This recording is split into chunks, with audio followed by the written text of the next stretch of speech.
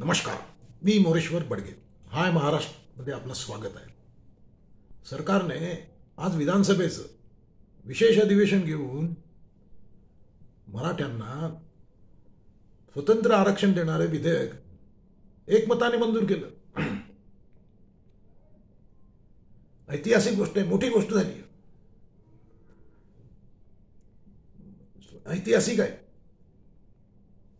जे सरकारी नोकऱ्यामध्ये आणि शिक्षणामध्ये मराठ्यांना 10% आरक्षण मिळण्याचा मार्ग आता मोकळा झाला आहे. म्हणून सध्या सत्ता पक्ष गदगद आहे, करून दाखवलं. म्हणून एकनाथ शिंदे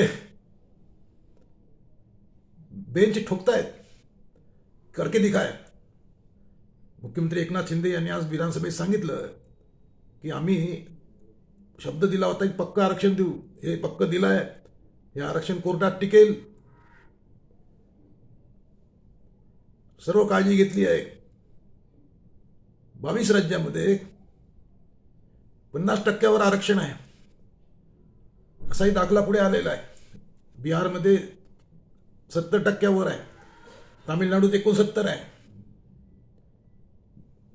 कायद्यातील वेगळ्या तरतुदीचा आधार घेऊन त्यांनी आरक्षण वाढवलं आहे. इंदिरा साहनी खटल्यानुसार 50% आरक्षण देता येत नाही, घेता येत नाही. सुप्रीम कोर्टाचा निकाल आहे. 1992 मध्ये सुप्रीम कोर्टाने इंदिरा साहनी खटल्यामध्ये हा निकाल दिला की 50% आरक्षण नाही, पण अपवादात्मक परिस्थितीत तुम्हाला वाढवता येते. आता सरकारने अपवादाचं स्थिती आहे असं दाखवलं आहे, अर्थात ते सिद्ध करावं लागेल. लोक कोर्टात जातील, गुणवंत सदाहत्ते सुरू झालेत. म्हणजे उद्धव ठाकरे म्हणाले व आता कुठं नोकऱ्या देणार, तेही सरकारने सांगून टाकावं की कुठं नोकऱ्या मिळणार. ज्यांच्यासाठी सरकारला हे पापड लाटावे लागले ते मनोज जरांगे पाटील, आणि त्यांचा समाज तरी खुश आहे का? म्हणजे मुंबईकडे निघाले होते मराठे, तेव्हा सरकारने त्यांचं स्वागत केलं, तेव्हा गुलाल उधळला गेला होता. आज कुठं गुलाल उधळल्याचं, मराठा समाजाने आज गुलाल उधळल्याचं कुठं बातमी नाही आहे. मग नेमकं काय झालं? मनोज जरांगे पाटील संतापले आहेत. मनोज जरांगे पाटलांनी त्यांच्या उपोषणाचा आज 11वा दिवस आहे. ते म्हणतात, जरांगे पाटील म्हणतात की आम्ही मागितलंच नव्हतं, ते सरकारने दिलं आहे. जरांगे पाटलांचा आग्रह ओबीसीतून आरक्षणाचा आहे.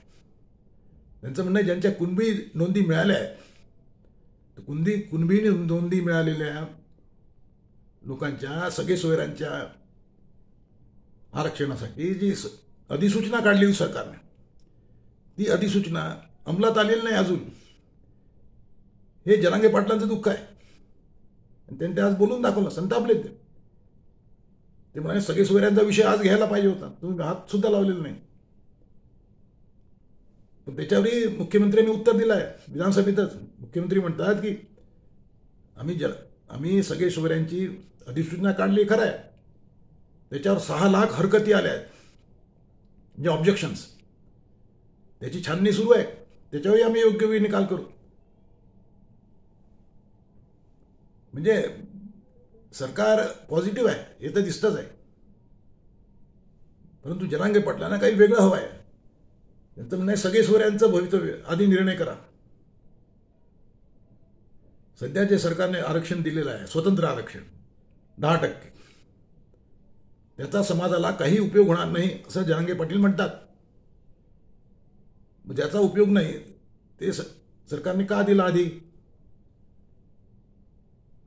आधी ही जी सगळे सोयऱ्यांची अधिसूचना जी आहे ती प्राधान्याने ऐकायला काय नाही घेतली?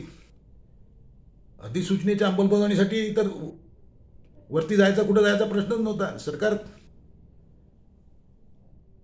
ते घाई करून जास्त लोक कामाला लावून अधिसूचनेच्या हरकती निकालात काढू शकलं असतं. पण आता जे प्रॉब्लेम सुरू झाले आहेत, तुम्हाला काय वाटते काय होईल पुढं? जरांगे पाटील उद्या बैठक घेतली आणि उद्या आंदोलन करतायत, आंदोलनाची मोठी घोषणा करतायत. मराठ्यांनी किती दिवस आंदोलन करायचं? आंदोलनच त्यांच्या नशिबी आहे काय? सरकार पॉझिटिव्ह काय येत नाही? कॉमेंट करा.